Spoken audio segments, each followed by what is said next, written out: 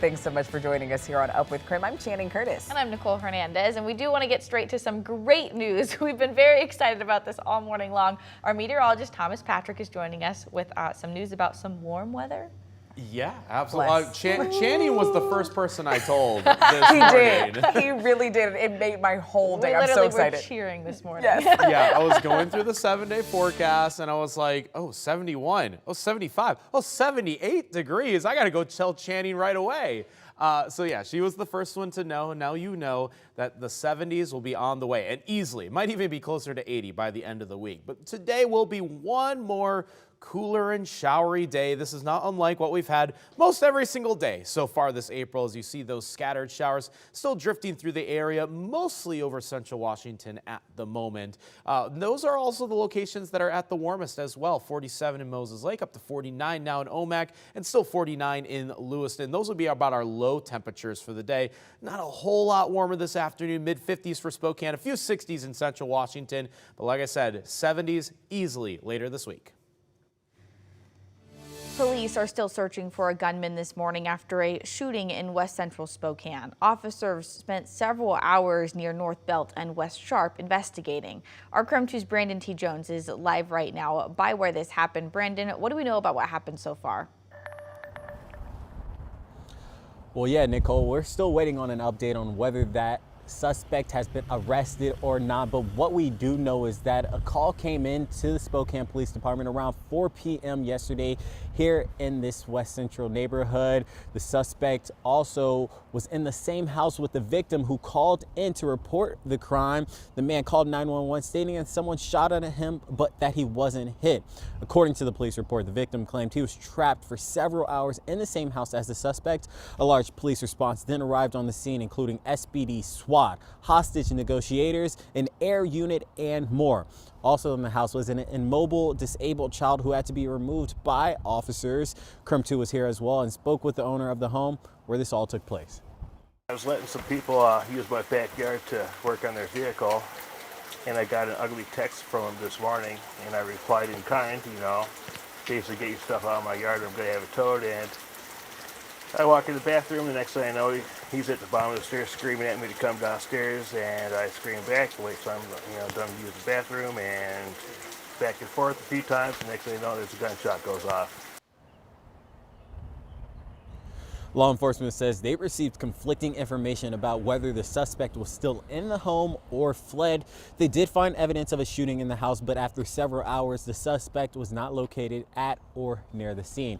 So law enforcement is asking that if you know any information about this particular incident, to please call and report that information to Crime Check. Reporting live in West Central Spokane, Brandon T. Jones, KREM 2 News.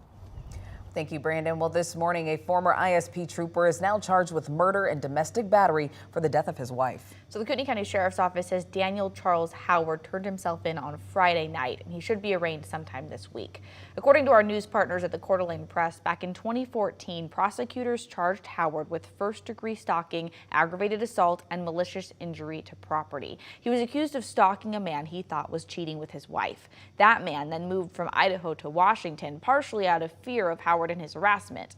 Then 7 years later, in 2021, his wife was found dead, and no one was ever charged with her death. Well, the Washington State 2023 legislative session is officially wrapped up as of last night. Now, the legislature failed to pass a bill criminalizing drug possession. So starting July 1st, drug possession will be legalized statewide. That's when the current law expires. All enforcement power will now go to local jurisdictions. The new bill would have raised penalties to a gross misdemeanor. It also carried a harsher max jail time and larger fine. The bill would have also allowed somebody convicted of drug possession to vacate their conviction by completing an addiction treatment program. Ultimately, treatment is what really works with people, but they also preserved a criminal sanction to make sure people understand they have to go into treatment or there is jail time.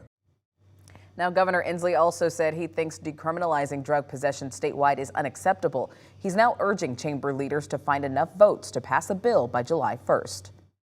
What I told the folks is either a gross misdemeanor or a misdemeanor I would sign, because we need a bill.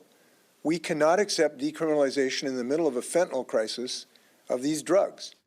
Now, the governor does have the ability to call lawmakers into a special session. At this point, though, we don't know how that will play out. Now, in the final hours of the 2023 legislative session, lawmakers passed the $69 billion two-year state operating budget. So this budget distributes money to different programs across the state, like schools, mental health care, and prisons. According to House Democrats, the budget adds more than $4 billion in new spending, but it doesn't include any big increases in taxes. This budget also gives $2 billion in pay raises for state workers and school employees, and $400 million will go to affordable housing projects. The budget also gives funding to projects here locally, almost $2 million for the Spokane Airport Transload Center rail extension, and more than $1 million for the construction of the Spokane Valley Performing Arts Center. Now, in addition to the capital budget, the state transportation budget is now heading to the governor's desk for his signature. The more than $13 billion budget continues funding for the construction of the North Spokane corridor. Now, you might remember earlier this year, the governor's proposed budget removed any funding for that project until 2027. Now, this approved budget will give more than $168 million to the construction until 2025. In addition to funding for the North Spokane corridor, more than $2 billion will go to Washington State Patrol to address workforce shortages and retention. And there are also investments to public safety, including traffic cameras and work zones. 7:07 on this cloudy Monday morning. At the moment, not tracking any rain showers here in Spokane, but there are a few showers across the inland northwest, just scattered at most as of this moment. And while today will be our last cooler day that we have, much warmer conditions will be quickly on the way later on this week. Still at 41 degrees as of the 7 o'clock hour, and I think any light rain showers will be in the region until about 2 or 3 o'clock in the afternoon. Nothing more than those scatter or spotty shower chances like what we've seen so frequently this month. But the end of the month, a completely new page and a different story weather-wise, as the West Coast, especially here in the PNW, will be experiencing some much warmer conditions with temperatures easily in the 70s and might take a crack at 80 degrees before the end of the month.